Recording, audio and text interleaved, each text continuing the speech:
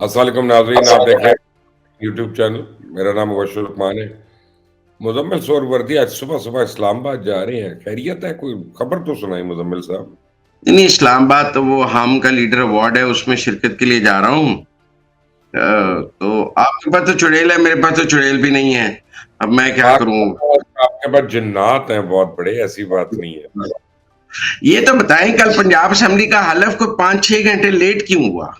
ये तो आपने बताना है मुझे। तो जितनी जल्दी थी मरियम बीबी को, ये तो 3 दिन पहले होना चाहिए था, ये कल भी लेट हो गया। लेकिन ना सुबह 10 बजे का टाइम था, वो 3-4 बजे हलफ हुआ, क्यों 2-3 बजे? क्या वजह हुई? काफ़ी लोगों को भी बुलाया गया था, उनसे भी मुशावरत हो रही थी, अलीम को भी इस्लामाबाद से बुला लिया गया, और लोगों को भी बुलाया गया। उनका क्या ताल्लुक था पंजाब से?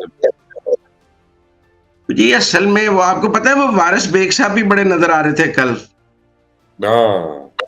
अब हुँ। हैरानी की बात ये है कि परसों तक मियाँ मुज्तबा शुजा का नाम था स्पीकर के लिए, फिर वो नाम भी बदल गया, पंजाब असेंबली में डिप्टी स्पीकर भी बदल गया।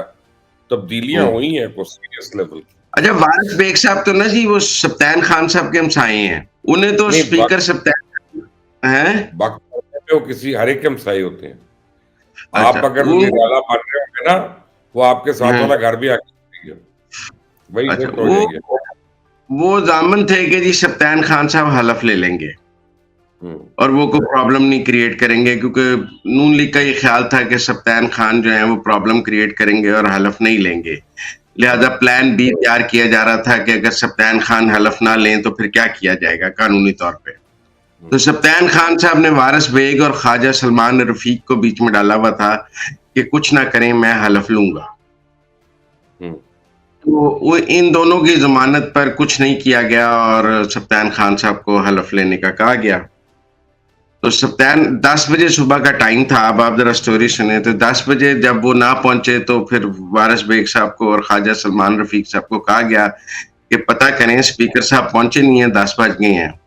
तो स्पीकर साहब के मुलाजिम ने फोन उठाया और बताया कि खान साहब नहा रहे हैं, खान साहब गुसल फरमा रहे हैं। पूछा गया कि गुसल में कितनी देर लगाते हैं, तो पता लगा जी खान साहब 20 मिनट नहाते हैं हुँ, और वो 20 मिनट बाद निकलेंगे।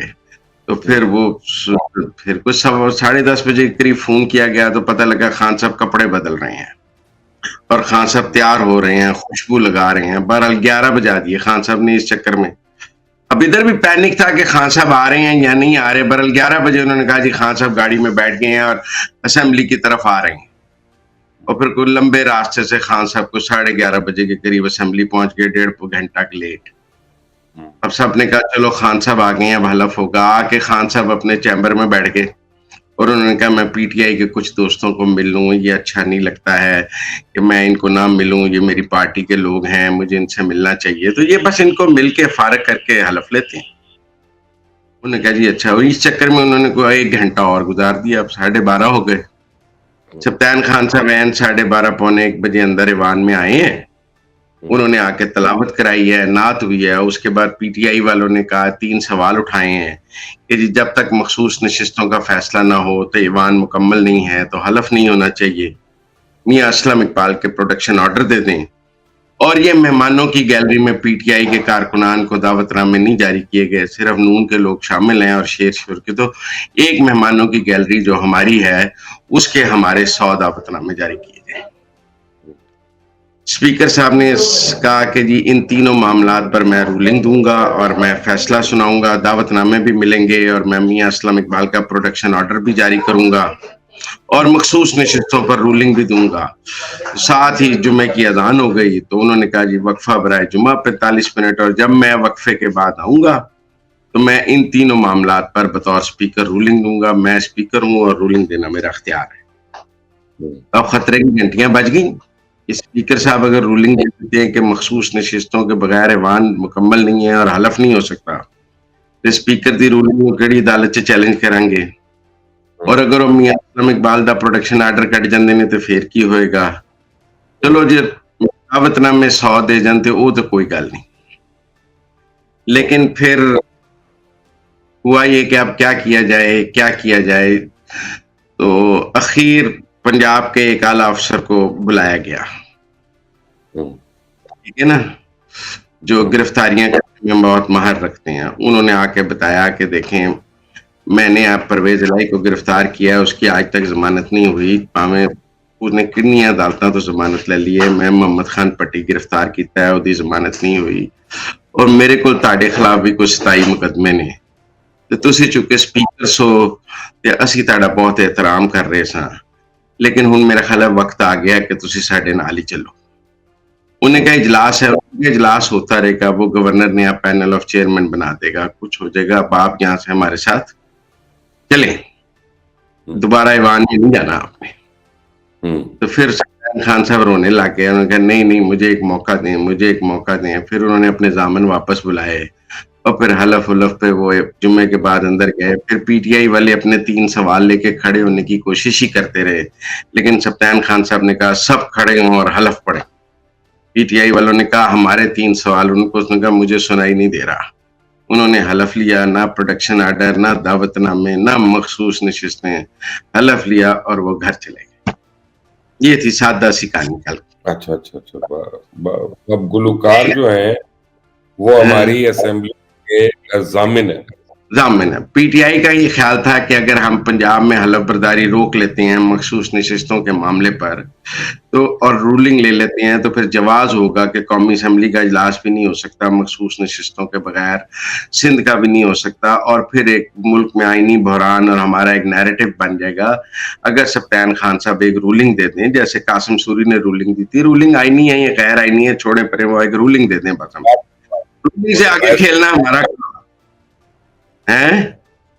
वो तो बहस बात की है ना कि रूलिंग आईनी है या गैर आईनी है, उस वक्त हो उसके बाद गवर्नर नया पैनल ऑफ चेयरमैन भी बना दे, जो मर्जी करे, हलफ बर्दारी भी हो जाए, पर सप्तान खान साहब जाती दफा कासिम सूरी की तरह एक रूलिंग दे दें बस। ये उनके जिम्मे था। कल कम से कम उनके अब नहाने का तो पूरी कौम को पता चल गया था कितना टाइम लगाते हैं खुशबू लगाने में, नहाने में, कपड़े पहनने में, निकलने में 20 मिनट नहाने में लगाते हैं, 15 मिनट वो कपड़े बदलने में और खुशबू लगाने में लगाते हैं, फिर उसके बाद वो चलते हैं। अच्छा तो ये मुझे बताइए क्या हुआ आखिरी लम्हे पे जो मियां मुश्तबा को चेंज किया गया?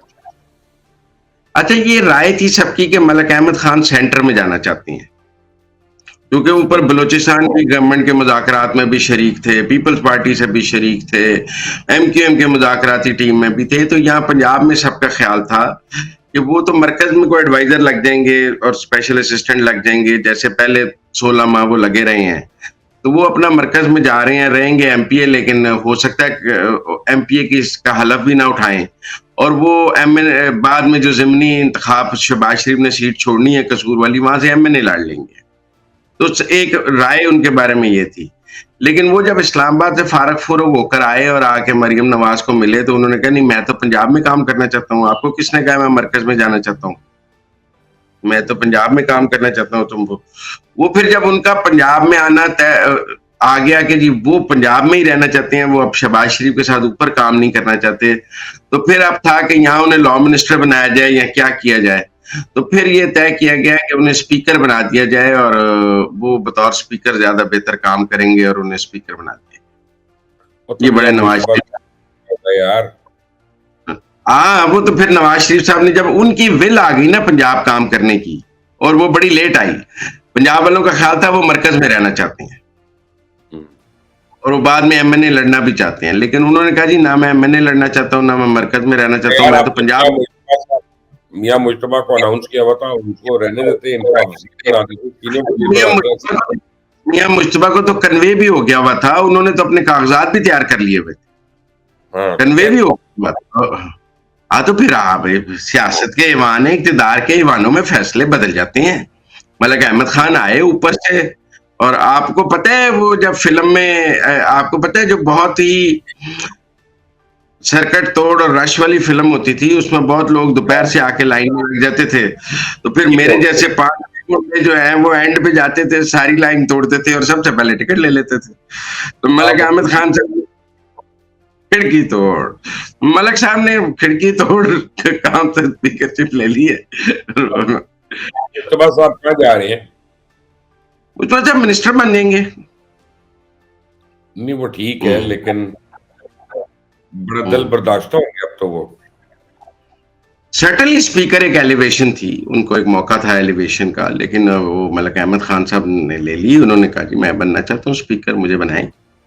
हम्म, तो वो उनको उनकी पार्टी के लिए खिदमत यकीनन मुज्तबा शुजा से ज्यादा है, उनका सियासी रोल मुज्तबा शुजा से ज्यादा निकला, उनका सियासी वजन मुज्तबा शुजा से ज्यादा था। तो अपनी पसंद की चीज वो ले गए, वो आए और वो छाए।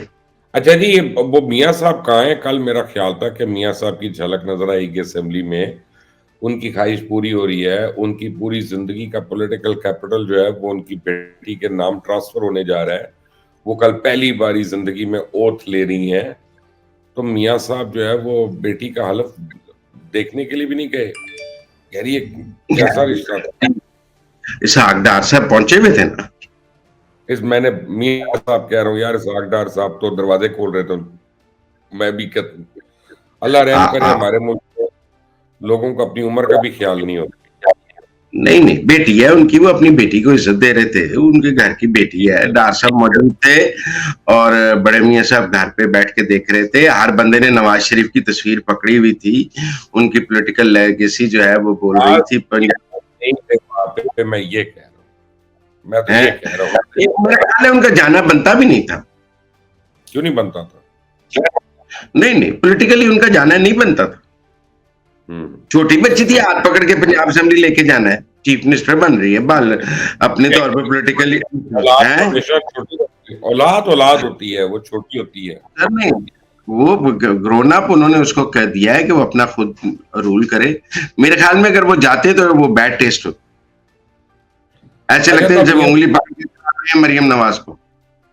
अब क्या कर रही है मियाँ साहब? जाति उम्रा मियां रह के रहनुमाई करेंगे? साहब कौमी असेंबली में हलफ लेंगे ना, बतौर रुकने कौमी असेंबली हलफ लेंगे। नहीं, मैंने कहा उसके बाद वो जाति उम्रा से यानी निगरानी करेंगे, मरी में बैठ के करेंगे कि वापस लंदन में जाके करेंगे? नहीं नहीं, जाति उमरा से बैठ के करेंगे। और पंजाब की हुकूमत साजी में मियां नवाज शरीफ का बहुत इनपुट है। मसलन मुझे बताया किसी ने कि मियां नवाज शरीफ ने मरियम नवाज को रोका है कि आते ही कोई अफसरों के तकर्रर तबादले नहीं करने, और कोई पैनिक मत क्रिएट करो कि एक दिन में 10 डीसी बदल रही हो, 4 आरपीओ बदल रही हो, 14 डीपीओ बदले जा रहे हैं, 6 कमिश्नर बदले जा रहे हैं। जो हुकूमत बदलती है और तबादलों का जो एक तूफान आता है वो बिल्कुल नहीं लाना। लोग जहाँ काम कर रहे हैं उन्हें करने दें, उसके बाद हम देखें, आप देखें कि जो आपके साथ नहीं चल पा रहा उसको चेंज कर लें, जो चल रहा है उसे चलने दें। और कोई पैनिक ना क्रिएट करें चीफ मिनिस्टर बनते ही कि अफसरों की एक दिन में 200-200 तबादले हो रहे हैं, जो हमारे यहाँ बहुत रूटीन बन भी गई है। आपको पता है पिछले 3-4 बार जब इंतकाल इक़्तिदार हुआ है तो हमारे यहाँ तो तबादलों का एक रिवॉर्ड आ जाता है ना। तो मेरे ख्याल में मौजूदा चीफ सेक्रेटरी आईजी कंटिन्यू कर रहे हैं, तमाम डीसी डीपीओ कंटिन्यू कर रहे हैं, कमिश्नर्स कंटिन्यू कर रहे हैं, सेक्रेटरीज कंटिन्यू कर रहे हैं। सिर्फ जो प्रिंसिपल सेक्रेटरी टू सीएम है सुमैर, उनको शायद शहबाज शरीफ अपने साथ ऊपर लेके जा रहे हैं प्राइम मिनिस्टर हाउस, वो कोई नए आ जाएंगे। अदरवाइज तो पंजाब में कोई बड़ी चेंज ऑफ ब्यूरोक्रेसी में नहीं है। आप ये देखें ना कि आईजी और चीफ सेक्रेटरी ये नवाज शरीफ की राय थी कि ये कोई स्टाइल ऑफ गवर्नमेंट नहीं है कि आओ तो बस एकदम तबादले। तो उन बेचारों ने 8 दिन पहले से प्रोटोकॉल देना शुरू कर दिया था। हलफ लेने से कितने दिन पहले वो वहां पे हाजिरियां देने जाते थे जाति उमरा। वो मैडम के अपना मुझे अच्छी तरह याद है, इलीगल बातें है ना इस तरह कर। नहीं नहीं, आप गलत बात कर रहे हैं। देखिए जब परवेज इलाही सीएम थे, याद है मुझे 2008 में, तो जो उनके चीफ सेक्रेटरी और आईजी थे ना, उनके हटने के बाद जाती उमरा शहबाज शरीफ को सलाम करने पहुंच गए, वो सलमान सदीक वगैरह है। लेकिन शहबाज शरीफ ने आके नए चीफ सेक्रेटरी और आईजी लगा दिए थे, उनको कंटिन्यू नहीं कराया था। नहीं, ये आपको वैसे बता रहा हूँ कि इलीगल बात है। शहबाज शरीफ तो नॉमिनेटेड सीएम थे ना, ये तो नॉमिनेट भी नहीं हुई थी अभी, यानी ये तो है ही नहीं। उस वक्त तो इन्होंने एज एमपीए भी हलफ नहीं लिया था। लेकिन देखिए जी, अभी मैं बताऊं दुनिया भर में जहाँ डेमोक्रेसी है ना, वहाँ जब आदमी डेजिग्नेट हो जाता है, डेमोक्रेसी है ना, वहां पे प्रोटोकॉल वगैरह उस दिन मिलता है जिस दिन आप ओथ लेते हैं। नहीं सिक्योरिटी मिल जाती है, आप प्रोटोकॉल नहीं मिलता, सिक्योरिटी मिल जाती है, ब्रीफिंग शुरू हो जाती है, आपने अपनी फर्स्ट स्पीच करनी है, उसकी ब्रीफिंग साहब ये अपना ये एनीवे, लेकिन जिसको नहीं मिला उसका नाम है हमजा शहबाज। वो बेचारा अब क्या करेगा, विफाक में जाएगा, इधर तो मर गया, पंजाब तो खत्म उसके लिए। हाँ नहीं, उन्होंने एमपीए का हलफ नहीं उठाया, उन्होंने एमएनए का हलफ उठाएंगे, उन्होंने एमपीए का कल हलफ नहीं उठाया है, तो वो पंजाब में नहीं रह रहे, मरकज में जा रहे हैं। कल हलफ तो नहीं उठाया उन्होंने, वो तो मरकज में जा रहे हैं, उनकी पॉलिटिक्स अब मरकज में होगी, उनकी पॉलिटिक्स अब खत्म हो गई है, इसका मतलब है। नहीं नहीं, मरकज में बड़ा अहम रोल होगा उनका, बाप उनका पीएम है, वो साथ होंगे बाप के। 36 किलोमीटर के एरिया में बाप बेटा रह के क्या करेंगे? असल तो उनकी जो और थी वो पंजाब थी ना, शेर पंजाब। नहीं पंजाब, अब आप देखिए, मेरा ख्याल है कि अब फैमिली में सारा कुछ तो शहबाज शरीफ खानदान में नहीं रह जाना। अगर शहबाज साहब प्राइम मिनिस्टर बन रहे थे तो मरियम ने चीफ मिनिस्टर बनना ही बनना था, तो इसमें ऐसी कौन सी बात है? कल को मरियम चीफ मिनिस्टर बनेंगी तो फिर मेरा ख्याल है हमजा चीफ मिनिस्टर भी बन जाएंगे, ऐसी कौन सी बात? नहीं नहीं नहीं नहीं, आप मेरा मतलब है कि हम कभी शरीफ फैमिली के बगैर नून लीग को नहीं देख सकते, कोई इस काबिल नहीं है उसके बात में। अभी तो उनकी फैमिली में पावर डिवीजन ऐसी ही है, हमजा मरियम, हमजा मरियम, फिर आगे मरियम का बेटा आ जाएगा, फिर हमजा की बेटी आ जाएगी, यानी हम लोग ये गुलाम इन्हीं के रहेंगे, हम पहले अंग्रेजों के गुलाम अब शरीफों के गुलाम। नहीं नहीं, अगर उनका में कोई खानदान में सियासत अच्छी करता है, अगर बिलावल अच्छी सियासत कर रहा है तो फिर पीपल पार्टी का चेयरमैन अमीन फहीम तो नहीं हो सकता, नवीद कमर तो नहीं हो सकता। और अब भी आप देखेंगे बैरिस्टर गौहर को जैसे निकाला है, ये कोई चेयरमैन को निकालने का तरीका है, और कोई चेयरमैन बनने को तैयार नहीं है, अलीमा बाजी का कंट्रोल है। आप बताएं, इस वक्त पीटीआई में उन्होंने अदालत में लेकिन अभी तो बात हो रही है मरियम बाजी की, और नहीं कंपैरेटिव एनालिसिस करें ना जी, सब सियासी जमातों का कंपैरेटिव आइलैंड तो आप जियाउल हक था ना, उसको कहते थे एक कंपैरेटिव एनालिसिस, वो कहता था इथोपिया से इकोनॉमी कंपेयर करता था, रशिया से वो अपना प्रेस फ्रीडम कंपेयर करता था। ये कोई कंपैरिजन है यार? अलीमा बाजी जब कर रहे थे उन्होंने पाकिस्तान मुबशिर भाई, पाकिस्तान की सियासी जमातों का पाकिस्तान की सियासी जमातों से ही कंपैरेटिव एनालिसिस होगा यार। पाकिस्तान की सियासी जमातों से अंदर होना चाहिए। एक सिलाई मशीन से उसने अरबों रुपया बना लिया, उसको तो म्यूजियम में होना चाहिए, उसको तो बिल गेट्स की जगह लेक्चर्स दे रहे होना चाहिए। बिल्कुल होना चाहिए। मैं बिलावल से कंपेयर कर रहा हूँ कि जी, मेरा मतलब है कि उस पीपल पार्टी में और कोई नहीं है। मैं एमल वली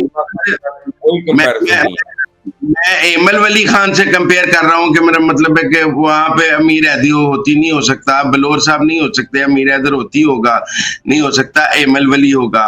मैं कंपैरिजन तो फिर मेरा मतलब है कि ऐसे कर रहा हूँ कि सब सियासी जमात, मैं एक को पिन पॉइंट करके मुजम्मिल मेरी एक बात सुनो। एमल वली यकीनन मौरूसी सियासत का एक बेनिफिशियरी है, लेकिन एक बात समझ लें, उसके परदादा से लेके बादशाह खान से लेके उसके दादा से लेके वली खान, उसके बाप से लेके, उसने घर में कोई खाना नहीं खाया होगा सुबह दोपहर शाम जिसमें उसने सियासत नहीं सुनी होगी या उस तक पहुंची नहीं होगी। मैं ये नहीं कह रहा कि ये कोई डायरेक्ट रूट का जस्टिफिकेशन है, लेकिन मैं ये कह रहा हूं कि यकीनन उसकी परसेप्शन पॉलिटिक्स की, पॉलिटिकल लोगों की इतनी ज्यादा है कि अलीमा खान पूरी उम्र वहां तक नहीं पहुंच सकती। अलीमा खान की मैक्सिमम पहुंच जो है वो ये है कि आपके नाम इस्तेमाल करके, भाई का नाम इस्तेमाल करके 2 नंबरी कर ली, भाई का नाम इस्तेमाल करके अपने भाइयों को, वो बिजनेसमैन है ना तारिक, वो रशिया वाला, उसके थ्रू अपने बेटों को वो शेरू वगैरह को वहां पे 16-16 लाख रुपए के टिकट दिलवा के रशिया के, बाल्किस्तान के 2-2 हफ्ते के ट्रिप करा दिए। वो इस टाइप की कर सकती है काम, प्लीज उसको मत कंपेयर करें। नहीं देखें, इस वक्त पीटीआई का प्रैक्टिकली चेयरमैन अलीमा खान है, उसका फेस पीटीआई का क्या फ्यूचर है डिफरेंस। जो बात अलीमा खान करती है वजन उसका है यार, वो आप उसको मियां असलम मैं ख्याल है पेशावर से आया ही नहीं। गिरफ्तार हो गए वो? नहीं नहीं, आई डोंट थिंक सो। तो किससे खबर चलाई थी कि, और फिर आप कह रहे हैं प्रोडक्शन ऑर्डर? वो तो ये कह रहे थे ना कि जी उसका प्रोडक्शन ऑर्डर जारी कर दें कि उसको आने तक गिरफ्तार ना किया जाए। बाहर बाहर पुलिस खड़ी थी और इन्हें खतरा था कि उसे बाहर से पकड़ लेंगे, तो ये कह रहे थे कि जिस स्पीकर प्रोडक्शन ऑर्डर करके ऑर्डर करे कि उसे गिरफ्तार ना किया जाए, और जो गिरफ्तार करेगा उसे प्रिविलेज कमेटी में लाएंगे। तो ये तो इस किस्म का कोई ऑर्डर चाह रहे थे, उससे रूलिंग चाह रहे थे कि एक और रूलिंग मिल जाए कि गिरफ्तार नहीं किया जाए, लेकिन वो आ जाता उसका ज्यादा कहाँ पे? तो फिर वो नहीं दे सके बेचारे सप्तान खान साहब ये रूलिंग भी। डर गए, जो डर गया वो मर गया। सप्तान खान भी कल मर गया पीटीआई के लिए। सप्तान खान अब मर गया, उसको तो टिकट भी नहीं दिया यार उन्होंने बेचारे को। आप पर कल उससे शहादत मांग रहे थे ना, उसने शहादत नहीं दी। मरियम औरंगजेब का क्या हो रहा है बेचारी? वफाक में नहीं जा सक रही, आप सूबे में रहेंगी? वो डिप्टी सीएम होंगी जी, आप उन्हें इजी ले रहे हैं। वो कोई इंफॉर्मेशन मिनिस्टर होंगी, सीनियर मिनिस्टर होंगी। तो यार मरियम मैनू की फर्क पैंदा है, जो मर्जी हो अपना वो उन्होंने अगर वही करना है जो उन्होंने वफाक में किया था, तो माजरत के साथ इसका तो फारिग ही रहेगी। इंफॉर्मेशन उस्मा बुखारी होंगी। अच्छा, उस्मा बुखारी इंफॉर्मेशन की होंगी? जी जी। अच्छा, उस्मा बुखारी तो बहरहाल काफी उनकी कंट्रीब्यूशन है पॉलिटिक्स में, सिर्फ नून लीग के लिए नहीं, वैसे काफी जद्दोजहद की है। तो ये किस चीज की बनेंगी? पूरे इलेक्शन कैंपेन में बिलावल भुट्टो कह रहे थे कि कोई, मैं अगर वजीर आजम बन गया तो कोई सियासी कैदी नहीं होगा। वो पूरी इलेक्शन कैंपेन में पीटीआई वालों को कह रहे थे कि मैं आ गया तो आपके लिए आसानियां होंगी। एक आज मुजाहरा अनाउंस किया उनके मुखालफिन ने असेंबली के बाहर, खवातीन भी गिरफ्तार हैं, कंटेनर भी लग गए हैं, लोगों को टूल प्लाजे पे भी रोक लिया है। तो फिर मेरा मतलब है कि फिर पंजाब को एवं ही आप गाली निकालते हैं और आप कहते हैं यहाँ से ज्यादा सख्ती होती है।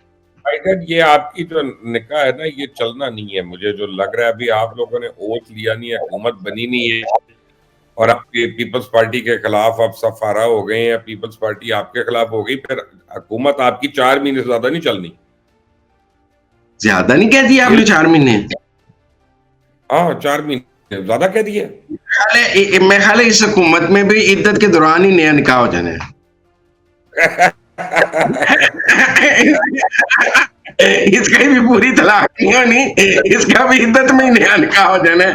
मैं आपको बता रहा हूँ, ये इद्दत में ही नया निकाह हो जाना है। पार्टी ने कहते ही रह जाना है कि अभी मेरी इद्दत चल रही है, अभी ये नया निकाह नहीं कर सकती, अभी इद्दत में है नून लीग ने नया निकाह कर लेना है। लेकिन पीपल्स पार्टी बड़ी गेम कर गई है, आपको मैं बताता हूँ उसका। लेकिन पहले ये बताएं कि वफाक में कौन कौन बड़ा नाम शामिल हो रहा है? बड़े नाम से मुराद? अहम नाम कोई मुझे बताइए। वजारतों में? हाँ, ये सारे वॉरलॉर्ड्स वजीर बन जाएंगे। एहसन इकबाल, ख्वाजा आसिफ, अमीर मुकाम, राना तनवीर, अता तारड़, तो ये सारे जो जीते हैं बड़े नाम, वो सारे वजीर बन जाएंगे। अयाज सादिक, ये सारे वजीर बन जाएंगे। मैंने सुना अलीम मुसद्दिक साहब भी वजीर बन जाएंगे, हैं, सालिक भी वजीर बन जाएगा। मुसद्दिक साहब इंफॉर्मेशन के लिए कोशिश कर रहे हैं। देखें, मुसद्दिक साहब इंफॉर्मेशन में आते हैं या तारड़ इंफॉर्मेशन में आते हैं, ये क्या होता है? ये तो अब शहबाज साहब ने, मेरा ख्याल है कि वो बहुत ज्यादा अंडर फायर रहे हैं 18 महीने।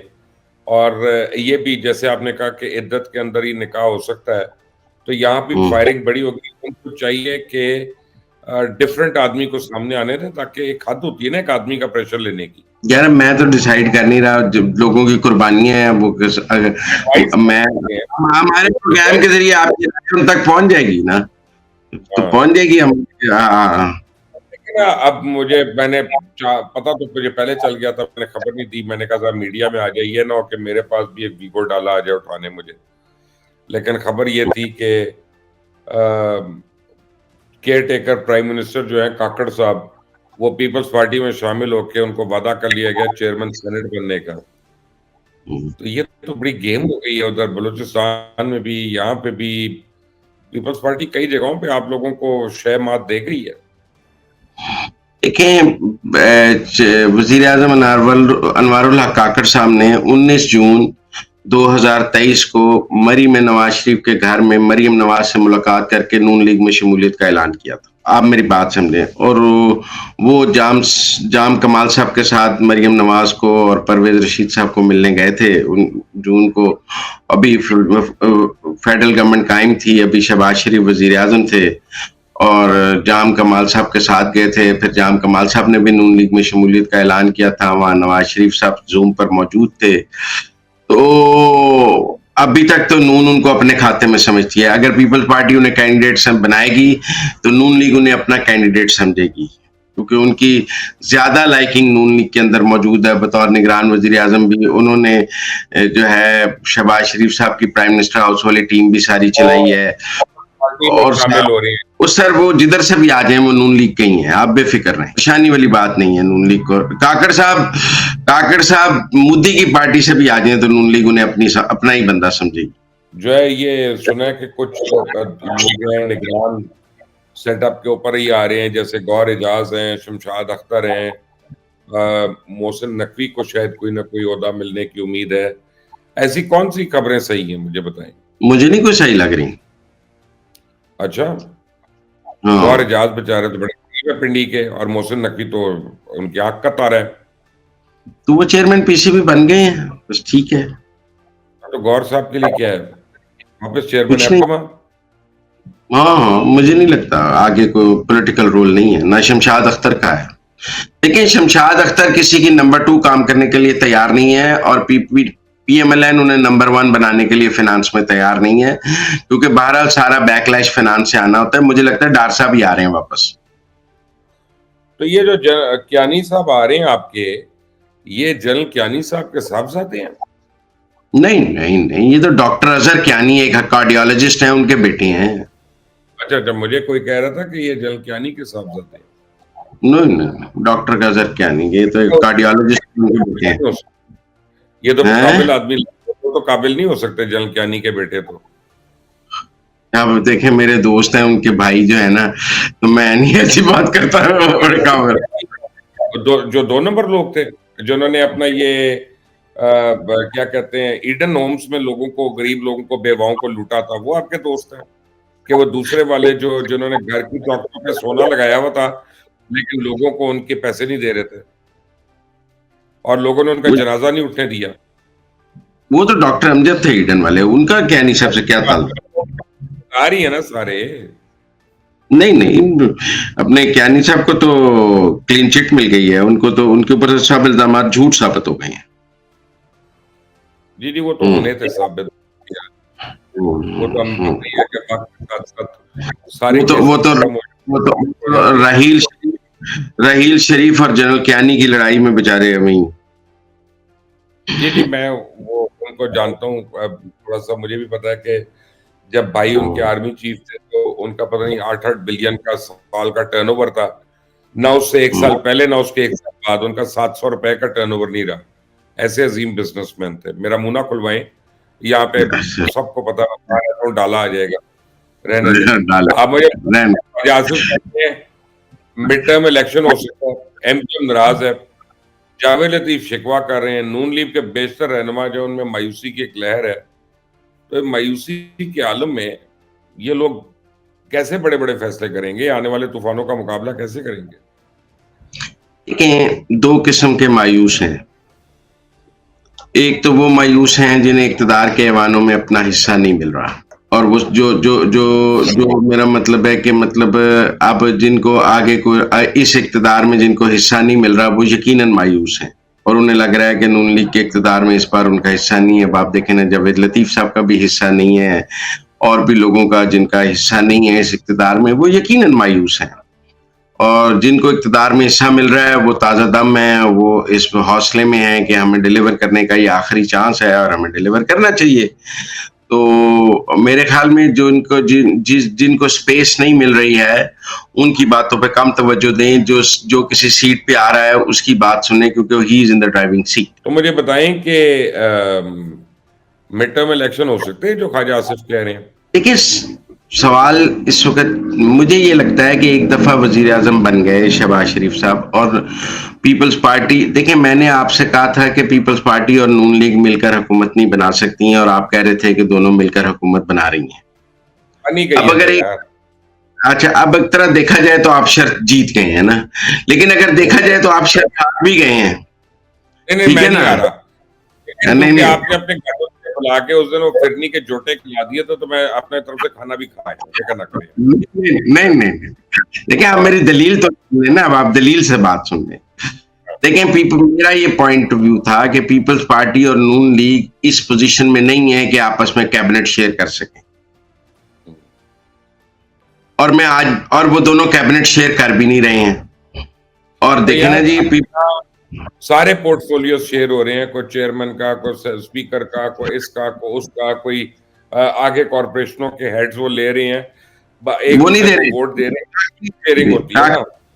कुछ नहीं दे रहे जी, आप बेफिक्र रहें जी। बल्कि जो स्पीकर कौमी असेंबली मिल रहा था पीपल्स पार्टी को, वो भी वापस ले लिया गया है बिलावल की सुप्रीम कोर्ट की तकरीर के बाद, जो गुफ्तगू है उसके बाद। और उस रात ये भी कहा गया बिलावल साहब को कि जब बिलावल साहब ने कहा ना कि मुझे तो कोई जल्दी नहीं है, जिसने मुझसे वोट लेने हैं वो मेरे पास आ जाए, हम क्यों चल कर जाएं, तो फिर रात उन्हें कहा गया कि चल के तो आपको ही आना पड़ेगा, और ऐलान भी आप ही करेंगे, कोई आपके पास नहीं आएगा। तो बड़ी मजबूरियां हैं उनकी, जिन मजबूरियों में वो वोट दे रहे हैं, ये मजबूरियां को 5 साल खत्म थोड़ी हो जानी है कि उन्होंने इन मजबूरियों से जान छुड़ा लेनी है। हम जैसे मजबूर लोग ना सारी उम्र ही मजबूरी में गुजार देते हैं। ये जो मजबूरी की शादी होती है ना, हम कई ऐसे अंकल आंटियों को जानते हैं, आंटी कहती हैं मैं ब्याह नहीं करना चाहती सी है, मैंने कितने पल्ले पाता, लेकिन उनके 6 बच्चे भी होते हैं, शादी भी चल रही होती है, सब कुछ हो रहा होता है।